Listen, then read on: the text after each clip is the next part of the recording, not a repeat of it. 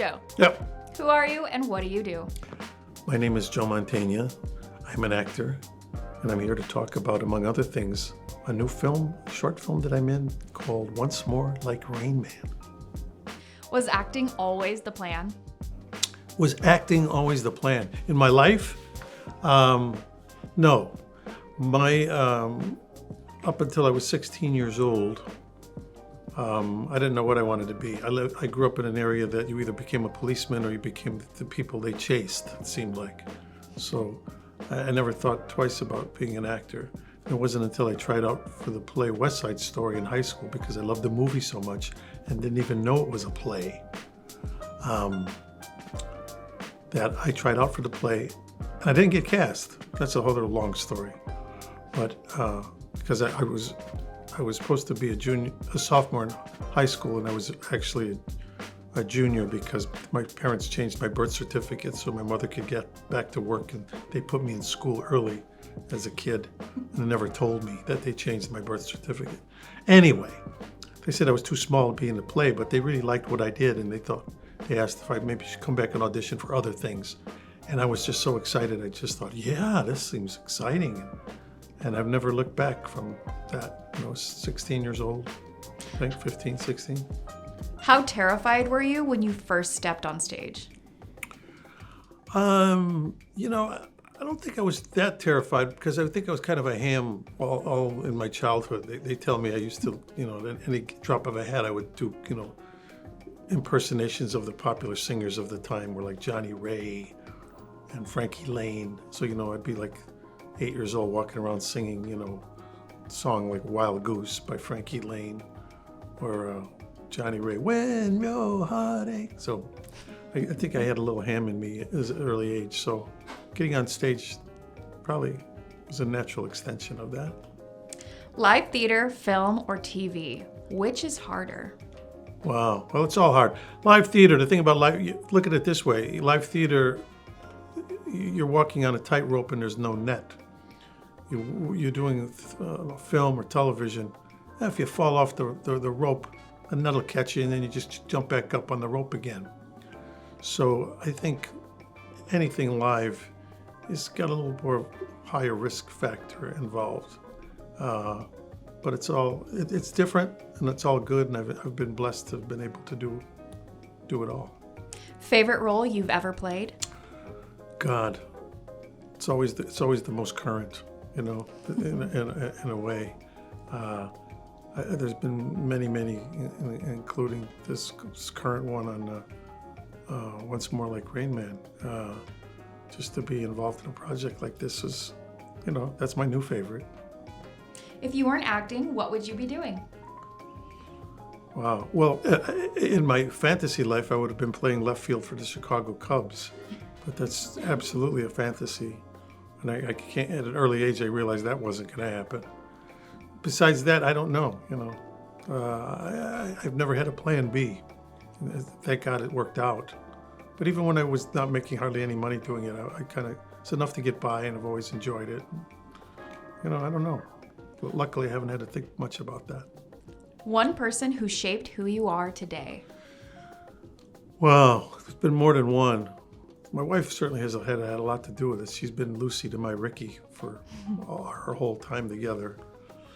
And one particular acting, I remember Tom Hanks mentioned that one when he got an Oscar years ago, how his acting teacher was so important to him, at least in terms of my career. This guy named Jack Leckel, because he was the head of the drama department in Morton East High School in Cicero, Illinois, which was not necessarily a hotbed of, successful actors coming out of there. But as it turned out, he had a program that actually a few people did come out of there and did pretty well for themselves, only because he was such an incredible influence, incredible teacher. So there's a lot to be said for wives and teachers. How has being a father to Mia and Gia changed you? Wow. You probably have to ask Mia and Gia how that's changed me. But I mean, yeah, being a parent, that's certainly the hardest, probably the hardest thing I've done in my life, and the most rewarding thing I've done in my life. It's a combination of both. But it's been great. It's been a blessing, and it's I hardly remember my life before that, but it's all good. You appear in Once More, Like Rain Man. Did you feel a personal connection to the film? Oh God, I had this huge personal connection to the film in the sense that I have a daughter who has autism. She's 38 years old. And at 38, her still idea of a good time would be to go to Disneyland and meet the princesses.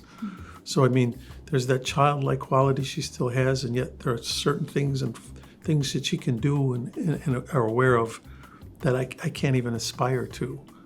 And so it's just this kind of a fascinating, that whole thing is just so fascinating. And it's that whole thing of like, I remember once being asked, what's it like to have a daughter with autism? I said, I don't know, because I don't know what it's like not to have a daughter with autism, so I can't answer that question. So this film has been it's just been a beautiful project. I mean, from the writing and the acting of that Bella Martinez has done, and just the direction from that Sue-Ann Payan, I always screw up her last name, has done on it. Both of these beautiful, wonderful young women are on the spectrum. And it's just one of those things I'm just very proud and blessed to be a part of. Once More, Like Rain Man is about an autistic actress fighting against the stereotypes. What's one misconception about autism you still see most often in media? Wow. Well, I think the title is so apropos, Once More Like Rain Man. I mean, I think some people, they get all their information from, whether it's from the internet or from watching a movie or something like that. I think the biggest misconception is that maybe perhaps that they consider that it's a handicap which kind of holds a person back from achieving, certain kinds of goals in their life. And in some ways that's true, but in other ways, my wife has had a theory that, and it's actually, as the more I think about it, the more I think there's some truth to it, that individuals on the spectrum actually may be that next step in evolution. And that's why it's a little different and a little confusing, and sometimes it doesn't quite fit into the norm as we know it, because they are part of what we are evolving towards, because there are aspects of these individuals that are doing things and saying things and creating things, being part of things that we haven't even tapped on in our day-to-day life among the vast majority of everybody else. So, to me, whatever misconceptions there are may be, it'll all ultimately come out in the wash. But we're certainly, I think, moving, hopefully, and especially like with a film like this, moving in the right direction to educate people in a way and show them that it's all of this is not all it sometimes appears to be on the surface.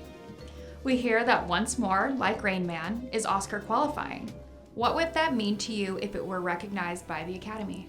Well, I've been a member of the Academy myself for quite a few years, so it'd be thrilling for me to be able to cast my vote that way, and hopefully as would others. Again, it would just be a very nice acknowledgement from our industry that, hey, this is something worthwhile. This is something that should be applauded and put some focus on. So if that's what happens, so be it. And it would be wonderful. And again, it's just that thing of feeling like, hey, we belong in the ball game. What was the name of your first band? My first band? Oh, I was in a band called well, initially in high school it was called the Weasels, because we did it as a joke, as a takeoff on the Beatles, and we did it as a joke at an assembly. But as it turned out, we were such a success at the assembly, they asked us to do a few more, and then we said, hey, we should maybe do this for a living.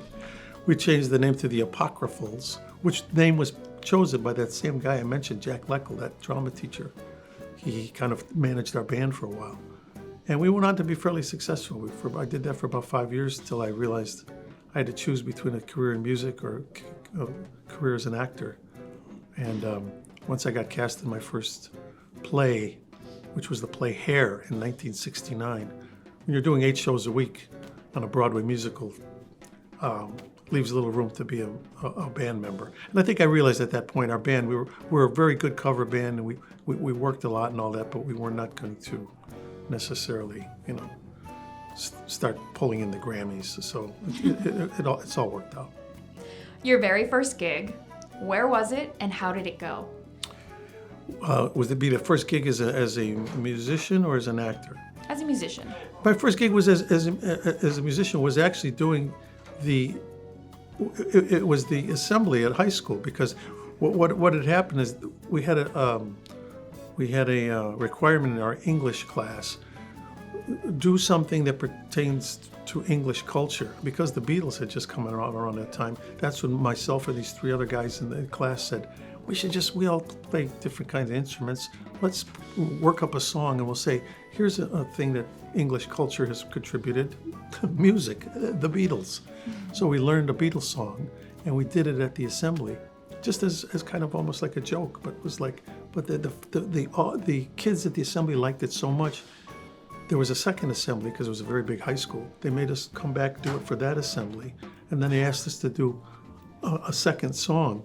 And we didn't know a second song, so we just repeated this first song over again, because the kids were going nuts, because you have to understand, back then, the Beatles were the biggest thing. And we wore these little wigs with, as a joke and stuff, but it worked.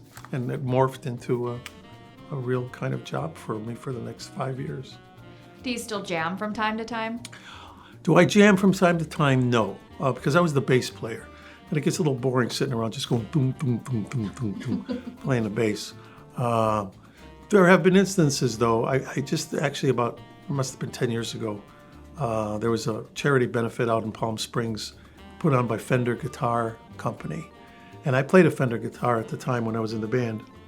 And they contacted me. They had heard I'd been in this rock band back in the 60s and said, hey, would you sit in with this band we're going to have playing at Palm Springs? And I said, yeah, but I said, I've sold all my equipment years ago. They said, oh, no, we'll give you the equipment. I said, you'll give me the equipment? They said, yeah, we'll give you, we're Fender, we'll give you a guitar. Just tell us what you used to play. Sounds good to me. So they gave me a guitar, which was pretty close to the one I used to play back in the day, in the 60s. And so I jammed with them, and it was a lot of fun. So that was an opportunity to do that. This next one, you tell me if it's overhyped, underrated, or just right. First one being deep dish pizza. It's somewhere between just right and overhyped, I tend to think. I mean, to some people, it's like a mystical thing. And to others, it's like, yeah, it's like a fat pizza, or it's like more like, it's not even pizza. Just people from, New York and stuff, they go, that's not pizza. That's a pie or something, or whatever. So I understand that. Being from Chicago, that I would agree with that it's some places it's really overhyped. Otherwise, yeah, it's just right. Just depends if you like it. Chicago-style hot dogs. Chicago-style hot dog. Well, I'd say that's just about just right. Because when they overhype it, I mean, those of us who, that's all we know. We would say, yeah, we're right there. And those who think that it's underhyped, go try one. Italian beef dips. Italian beef. Ooh, definitely, probably underhyped, because it's not known all across the country. We had a restaurant, my wife had a restaurant called Taste Chicago in Burbank, California for 16 years. And our goal was to bring Italian beefs to those who do not know about it. And so it's one of the world's great sandwiches. So I think it's been, since then, it's more people know about it. But it's uniquely Chicago, and yeah, it's right. It's Italian beef to Chicago is what a hamburger is to everybody else. Cubs or White Sox? Well, in deference to the Pope, I have to say I like the White Sox, but I have been a dyed and true Cub fan all my life, and that's not going to change. But I'm glad at least we have a pontiff who supports one of the Chicago teams. And the White Sox can actually use some papal kind of help if anybody who's followed baseball for the last few years. So it's all worked out. And I hope I get to meet the Pope someday so I can at least let him know that, go White Sox, but pray a little for the Cubs too, please. Soldier Field or Wrigley Field? Wow. Well, Wrigley Field to me is like Mecca. I mean, there's nothing can replace Wrigley Field, and also because it's still pretty much the way it used to be. Soldier Field. See, I'm old enough to remember before they did a renovation on it, and for me, the renovation looks like a flying saucer landed on the old Soldier Field. So it's kind of a mix-mash of kind of architecture, which I never fully embraced. But now I hear talk that they may be building a new stadium for the Chicago Bears out in the burbs, and that'll make it all a moot point. But it's all, I mean, look, I'm Chicago born and bred. I loved it all, even stuff like even Soldier Field with that weird kind of flying saucer look it has on it. But Wrigley Field to me that's the mecca of baseball. What was your first film role and how did it come about? Wow, my very first film role. Well, my first film role of any note was a film called Compromising Positions. But I think it came about because I was working on Broadway at the time. I was doing the play Glengarry Glen Ross.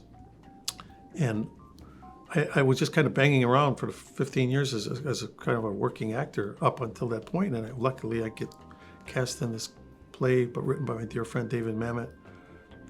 I win the Tony Award. The show wins the Pulitzer Prize, and all of a sudden it threw me into my career took a definitive leap upwards.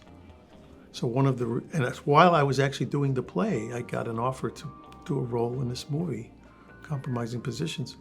And in fact, they used a lot of working actors that were working on Broadway at the time to do work on the film. It was kind of almost like a kind of a coincidence, maybe a gimmick to use these Broadway actors in this movie. So a lot of us would shoot during the day because we had performances at night. So that was kind of fun for me to start my film career on something like that. I'd done little other kind of like little independent films prior to that, but that was my first real kind of big time Hollywood movie, and that's where it started.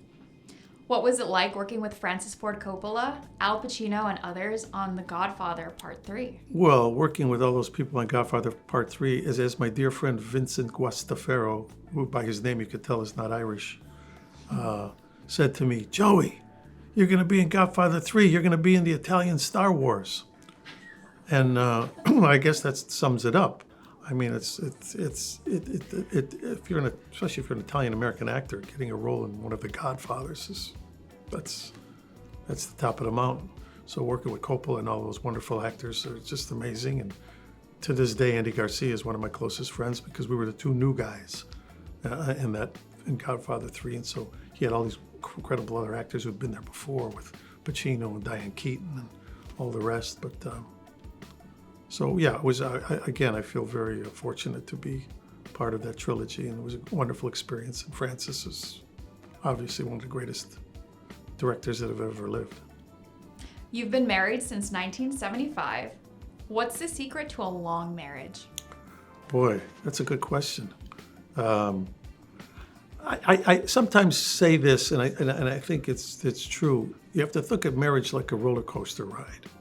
In other words, you jump in at the beginning saying, "Wow, look at this! This is exciting, man! This is great! I bet this is going to be the most fun ride in the world." You jump in, let's go. Then you go, and it starts great. And all of a sudden, you hit one of these curves that you think you're going to fly out of the roller coaster, and you start going, "Oh my God, what have I done? Is this a mistake?" And then you either fly out of the roller coaster, and if you do, you'll probably just land in another roller coaster.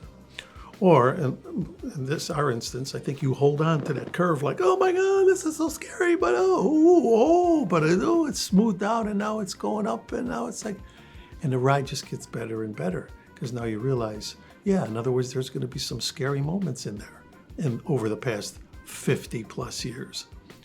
But the more you've been on the ride, actually, the better it gets. And with confidence, I say the ride for me is better now at 50 plus years with my wife and I than it was on that first year. So I don't know if that's the secret to it, but that's my story, and I'm sticking to it. What hobbies or interests do you pursue when you're not acting? Oh God, I don't know. I don't really have a lot of hobbies anymore. I mean, I was into shooting firearms in the sense of like shotgun shooting and some competitive pistol shooting when I was younger. So I did have a show called, or currently have a show called Gun Stories that we do on Outdoor Channel. It's been on for 15 years where we trace historical firearms and things like that. And I golf somewhat, but I don't know. There's not one thing that like totally keeps me locked down, fascinated. Coffee or tea? Neither. I'm one of those perhaps weird individuals who does not drink hot liquids. I don't know why. I just never did. If someone put it in my hand, though, I'll probably drink it. I'll drink cold coffee in the summer, like ice blendeds. But I just never got into coffee as a beverage, hot, or tea, really. But on occasion, I'll do it, and probably leaning a little more toward tea. But I like the taste of coffee. I like coffee ice cream. It's weird. So I don't know what that is. It's a defect, I guess I have, a taste bud defect. Dogs or cats? Probably primarily cat, because we still have a cat right now, and we've often had them for many, many years.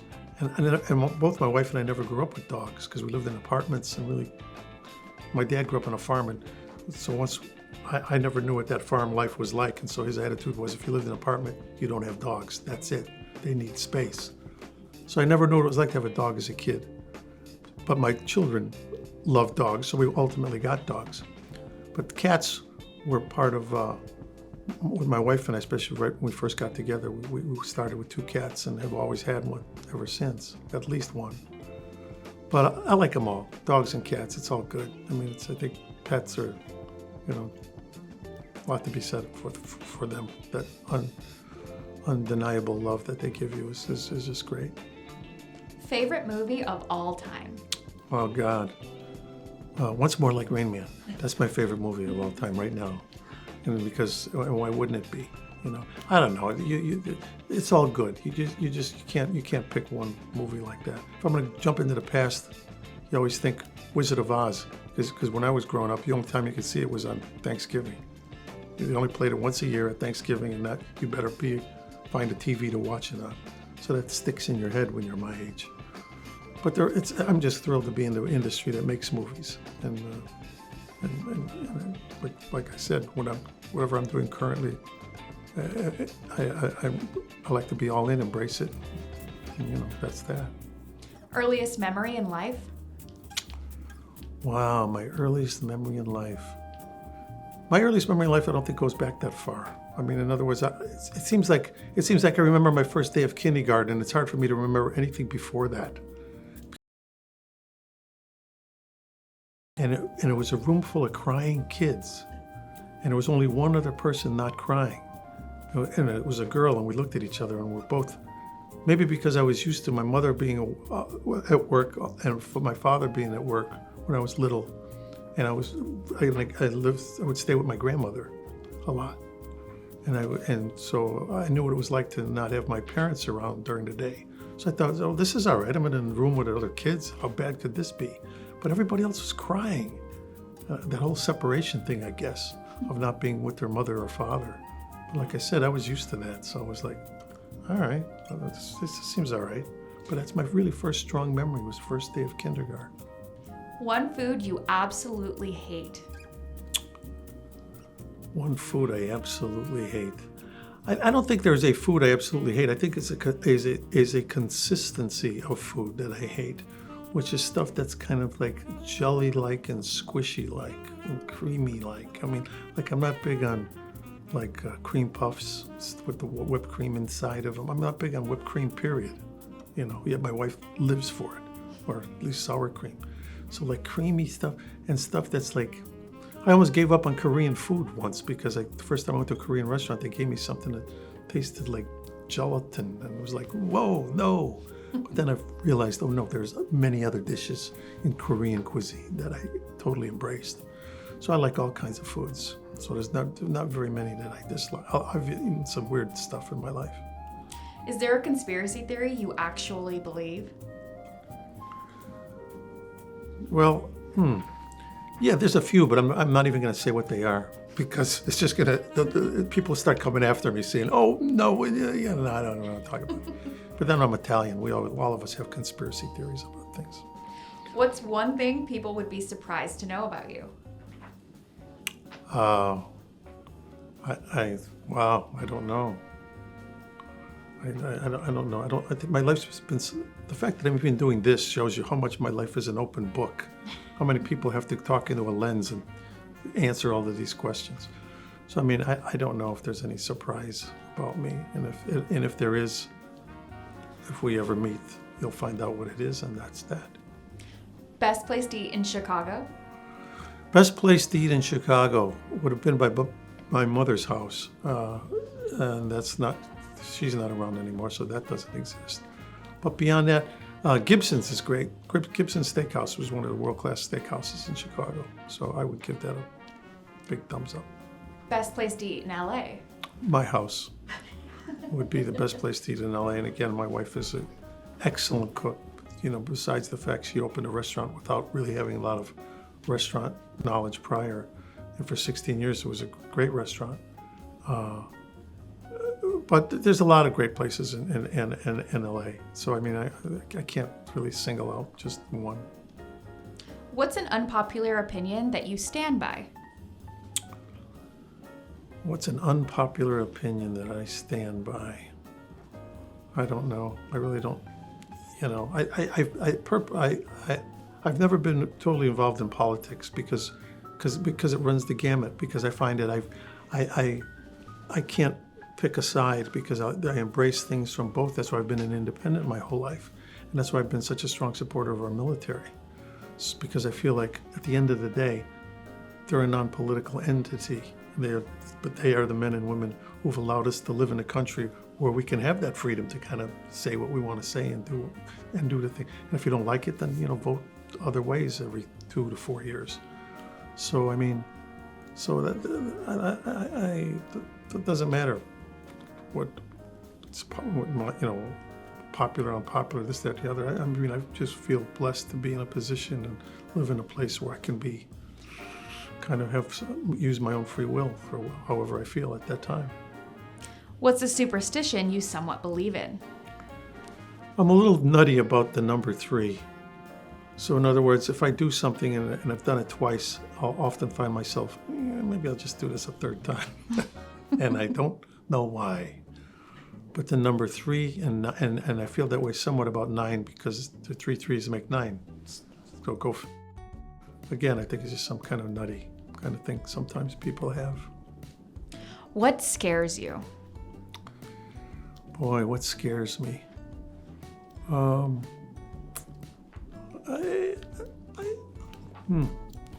think everybody has certain kinds of fears. I have some degree of claustrophobia, I think I would say.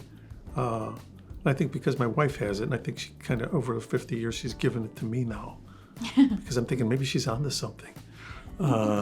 So it's like when I fly in planes, I really prefer to sit by the window because I like to be able to look out and see, there's a world out here. I'm not just in this thing. But that's really all. I mean, otherwise, that's more like a phobia. So I don't know what scares me. What's your go-to comfort food? My go-to comfort food? I don't know. Chicago dogs and Italian beefs are right up there. And of course, almost any sort of pasta. And like I said, I've been blessed to be married to a woman who's a tremendous cook, so pretty much anything she'll come up with. One piece of advice you live by?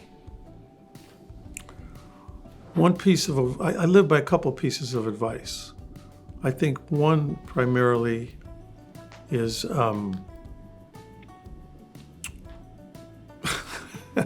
I live by them so strongly I can't even think about them right now. But I know there's, give me 1 second here. One is, see, when forced to answer a question like that, it makes me go blank. One is, one is this. Everybody's got a story, but nobody gets a free ride. I think that's one. And another one is, everything in moderation including moderation.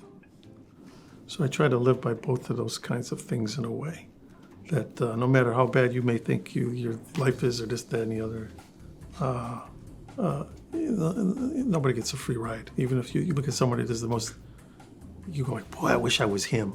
You dig under the surface, you may find out like, well, maybe you don't want to be that person after all. And the same thing about everything in moderation, including moderation. It's okay, moderate, to try to control yourself over things in life. But every once in a while, you just got to kind of binge on something. And as long as you realize, okay, I've done that, so maybe tomorrow I'll make up for it. But those two things have kind of worked for me. What legacy do you hope to leave behind? I think the only legacy I'd like to leave behind is I read once, and it was in a book, it was an exercise book.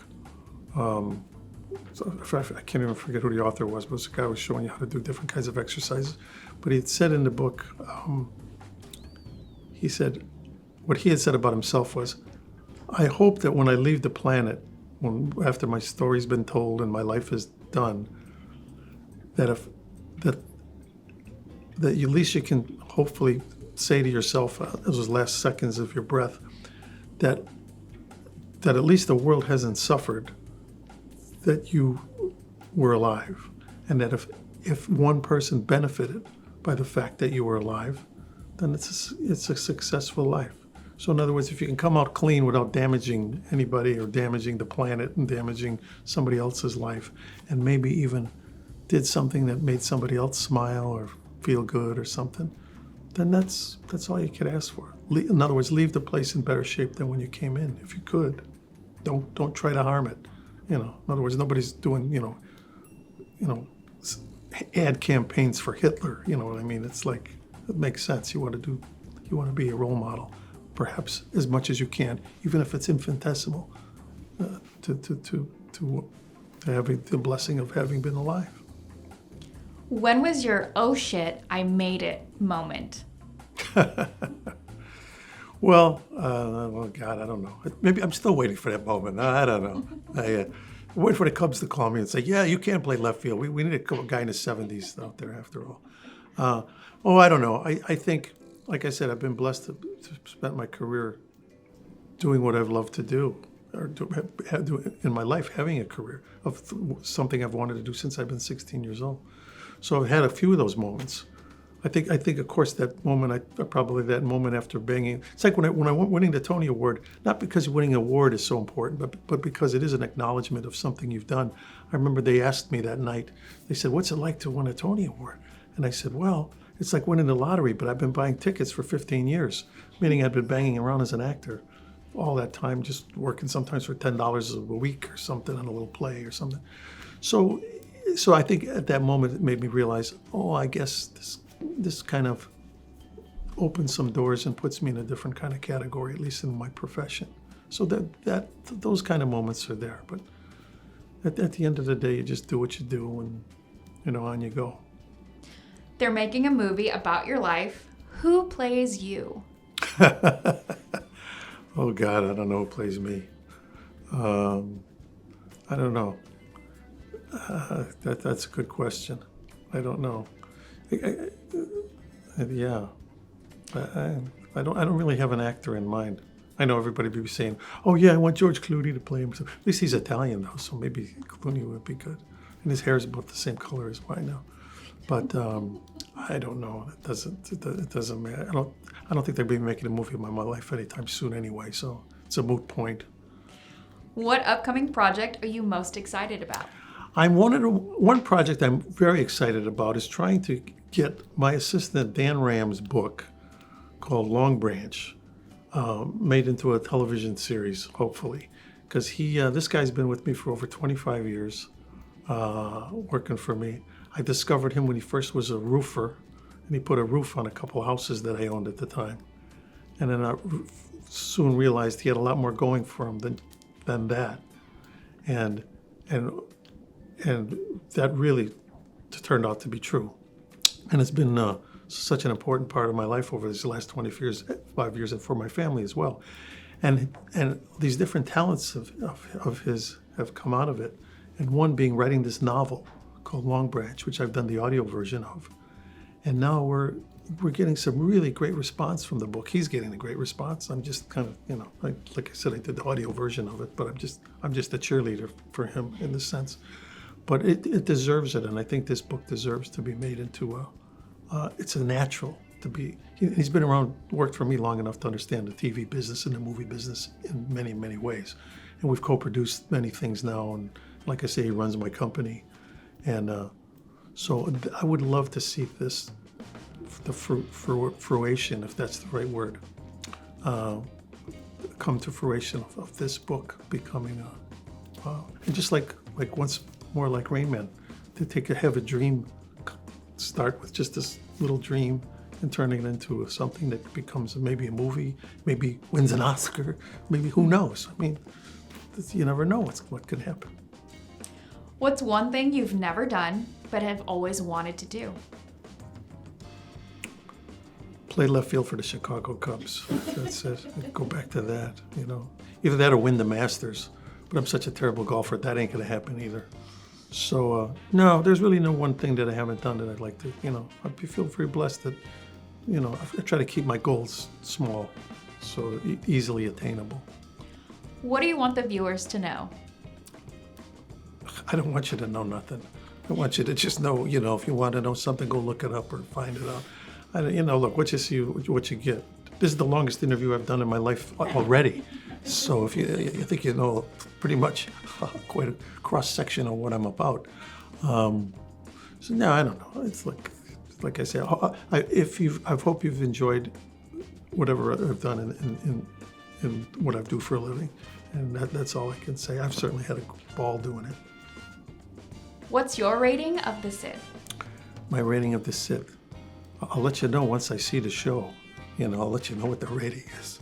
But this has been very enjoyable here, talking to you, the lens, and the lovely woman behind the lens who I've been talking to. So it's all good. It's all good. It's very comprehensive. So that's all I got. And it's a blackout. Well, that's it. I guess that's it. Good night. My wife always accuses me of falling asleep very easily, so when the lights are out, I'm out. Good night.